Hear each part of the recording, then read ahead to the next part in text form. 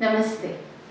My name is Radhika Iyer Talati and I am foremost a mother, a mountaineer, an amateur one at that, an entrepreneur, a yogini, and a very common woman just like you.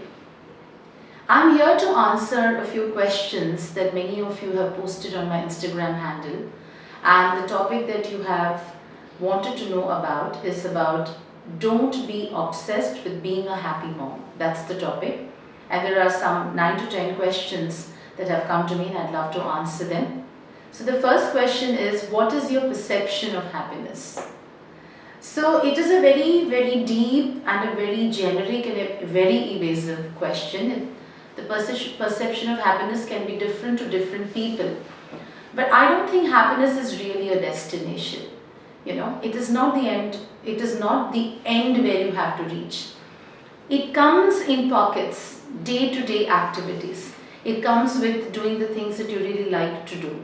So the one short way of wanting to be happy or being happy is doing what you like to do. So for example, I love it when I'm around my children, so that gives me immense amount of happiness. For somebody else it might be cooking, for somebody else it might be shopping, it might be so many different things. But as long as you're responsible, for whatever you're doing, and as long as you're content with the kind of happiness that it gives you, that really is my perception of happiness. So I find happiness in moments, many times a day, sometimes maybe just once a while, but then that happiness makes me feel content and makes me feel alive and makes me feel fulfilled. So that, according to me, is my perception of happiness. The next question that you've asked is, what do you expect from your own life? I'm a yogini, right? I read a lot of Indic scriptures and Vedic texts, and the one thing that I have learned is the one word that is really bad for all of us is expectations. So I really don't have any particular expectations from my life. Yes, I personally do feel that I need to strive harder to deliver what according to me is a standard. Now again, everybody's standards are different, but very generically speaking, common goals like living a fun-filled, content life, to be peaceful at all times, to progressively move ahead and move upwards, urdhva to move upwards in your life, in terms of evolving, in terms of your thoughts, in terms of your actions. So I think if you keep a check on all of that, life will in fact give you so much more than what you have actually expected. So being happy, doing your duties diligently, being responsible for your actions, all of those are important facets, according to me, to give the best that life can offer to you. So you need to give life that first, so you can get that back in return. The third question is, do you think it is important to be happy around the kids? I think it is very important to be happy with yourself, first of all. So if you are a happy person, you will automatically reflect that happiness around your children and around all those people who are part of your life. So there was Sri Aurobindo, I read him quite a bit and I recommend that you must read him too. He says something very beautiful about upbringing of children. He says that what is parenting? It is nothing but transfer of value, of practices, of traditions and love from one generation to the other. I think it's beautifully said. So I think that if you are happy doing what you like to do, and there are many mothers who might be very frustrated at the prospect of, diligently being a mom typically and doing the duties so that their child goes from one class to the next. But if you take that as a seva, if you take that as a karma, as a shrama, that you need to accept those duties happily, believe me, the process becomes very easy. So if you are able to accept these feelings of motherhood wholeheartedly, it is extremely easy to be happy around your children. I hope that I have answered that for you. The next question is, some types of affirmations or thoughts to manifest happiness. Okay. I think it should be things like, I am happy, close your eyes, take a long deep breath every morning when you wake up and when you're about to sleep every night. Just say, I'm happy, life is fantastic. You remember that amazing dialogue from Three Idiots, all is well, tapping your back on yourself and saying that everything is fantastic. So I think the affirmations should be really about as though you are already happy. So affirmations cannot be something in the future. It is something that you're going through right now. So you can say that I'm happy, I'm very contented with my children are fantastic, I'm able to give out fantastic values. I deeply want my children to be perfect human beings, not rich, not academically brilliant, not talented, but brilliant human beings. I have the gift of a fantastic motherhood. I am grateful for being a mother. I love my children unconditionally. So these are some of the affirmations that you can give your children, and believe me, they manifest, they do. And try doing this for 21 days and get back to me with the results. So the next question someone has asked me is, how do you enjoy small moments of joy? Well, I think it's all about the joy, right? I've been speaking about this the last two questions as well. That life is a journey full of joy. It's how you look at it. So my feeling of joy might be very different from your feeling of joy. Which I said earlier, that enjoy doing things that make you happy. Automatically, it's a part of joy. It is important to capture these small moments. So for example, when we mountaineer, when we go on mountaineering, expeditions, we find limitless joy just walking with nature in silence. And sometimes I feel that there's so much bounty in that blissful time that we spend together, that those joys last us an entire year sometimes. Sometimes we enjoy cycling together or just sitting in the balcony and looking at birds. I remember there is a big eagle's nest, and my kids are grown up now, like they're 25, 20, 21 and 18. And I sometimes feel like I'm a very old mom. But even now, I remember just 3 days ago, we were all four of us sitting in the balcony and looking at that eagle and finding out, what eagles do now. They take care of their kids, and, it was a big moment of joy. And these are very small things. So I don't think happiness or joy can be given out. Like you can't buy something and say that, what, beta, take this and have fun. That will be very momentarily, that will be very, very shallow. So little moments of joy come when you practice friendship, when you practice contentment and peace together. So it's a process, and that's exactly how I feel when I'm with my children. And another very important thing is that you're a facilitator. Always remember that. So most parents kind of think they own their children. They dictate, and then they say that you're not supposed to do this, you're not supposed to do that. Children don't take to that too well. In fact, very few parents know this, that you must never say no to your children too much. So try to bend around the conversation, try to build a rapport with trying to understand what they really want, and try to take interest in things that they are interested in. That's also a very nice way to kind of accumulate this joy together. Okay, we move on to the next question, and it says, how important is it to be body positive in front of your kids? This is a very evasive term, honestly, and until 3 to 4 years ago, when the whole world started addressing a body positive image, because obviously there was a lot of body shaming, there was this pressure on children to look a certain way, to dress a certain way, appear a certain way.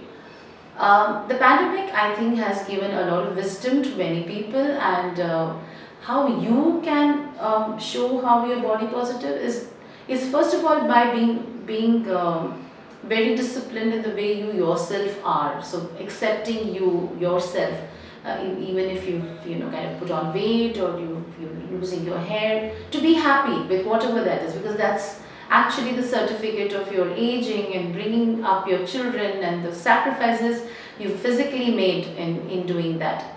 Apart from that, I don't think it's a very good idea to shame your children in case if they're putting on too much weight, or they're eating too much of junk, or suddenly they have pimples on their face and not treating them. I think it's very important to just accept them. I think every child is gifted, is beautiful, has his or her own tenets, is wise in his or own way, and there is a lot of significance in the process of growing from a child to an adolescent to an adult. So enjoy that process. Good looks will come, because sometimes I feel that beauty is also very shallow. There is so much beauty in the way a person looks at you. When your child answers a question, the curiosity in their eye, the love that when they show you, those are beauty that are beyond what can be measured. So, a body positive image is important. First to be inculcated by you, and then automatically it will get transferred to the way your children project the body positive image, their body image. Alright. And the next one, do you kids prefer a happy mom or a real mom? Okay. Kids will always prefer a real mom. There is a very old saying, if I'm able to remember it correctly, it says that it is better to raise happy men than to repair the ones that are unhappy. So how do you bring up happy children? By creating an environment that is very safe, secure and blissful around them. While it is very important that your children acknowledge the fact that they need to be really grateful for where they are and with whom they are and the kind of environment that they have been put in, it is also important for you to be grateful that you have them. So when you raise happy children, it is because you're very happy, very genuinely happy that they're a part of your life. So acknowledging that they can be wrong and addressing those issues in a very, very safe and happy way is also very important. Like putting too much pressure on them or giving them too much stress about a mistake that they have done is not the right way to raise happy children. Spending a lot of time together, having conversations about things that might not be exactly the way you want them to think. In my family of 3 children, all 3 are very different in terms of their political views, and might be that I cite one of them, but I have never made that very, very, very obvious to the other 2. So to be very diplomatic, at the same time to be very, how do you say this, you have to be very equanimous to all of them. There has to be a certain amount of sthita prajnata. In the Vedic terms it says that when you don't get too carried away by happy thoughts and get too low with negative thoughts, you're sthita prajna, you have an equanimous view about things. So when the children see that they are equal and their opinions are equally respected, that is if you have more than one child, also is a very nice way to make them feel confident and happy. They grow up to be very happy and strong and mature. Things that they like, taking interest in their interests also will make them very happy. So suppose they like to play a sport, why don't you try joining them? Suppose they see a certain show, why don't you start watching it with them? Maybe you can discuss about these shows together. Encouraging them to connect with the Muladhara, staying with nature, taking walks, going for swim, taking trails, going for treks. All of these things will help you bring them close to their existence as one amongst this entire universe. You will naturally have a symbiotic relationship with each other because you're very happy with themselves. So these are small things that you can do, activities that you can do, spending time that you can do that will make sure that your children are happy. I have tried it and it's worked out for me. Okay, I think it's the last question. Okay, I think the last question is, what does self-love really mean? Okay, self-love really means being who you are. That was also like a spillover from the past question that said that do kids prefer a happy mom or a real mom? And so what does self-love really mean? That when you are who you are. So when you love yourself in spite of all that you think according to the society is not correct. When you love yourself with your indifferences, you love yourself with that imperfection, then that, according to me, is really self-love. You're happy, you're not, you don't care if you're being judged. But at the same time, you're not a rebel. You are who you are, you exist in your universe, you orbit in that, you vibrate on the same level of vibrations. So you kind of create a bandwidth with people who make you feel safe and secure, and that can really happen only when you love yourself. So that first step comes from that particular tenet, that I really love myself, and this is self-love. And that automatically reflects on people who are around you, children who are around you, and they kind of take this forward.